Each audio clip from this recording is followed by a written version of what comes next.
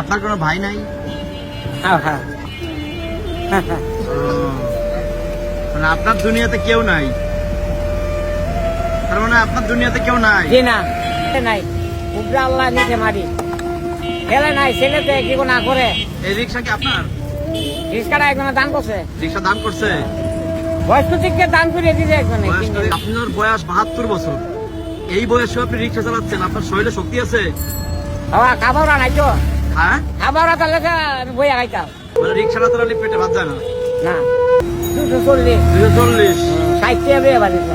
একটা নিয়ে বাড়িছিলেন, রাত্রে খাবার খাইছেন? হ্যাঁ ভাত খাওয়াই থাকে। ভাত খাওয়াইছে? খাওয়াই।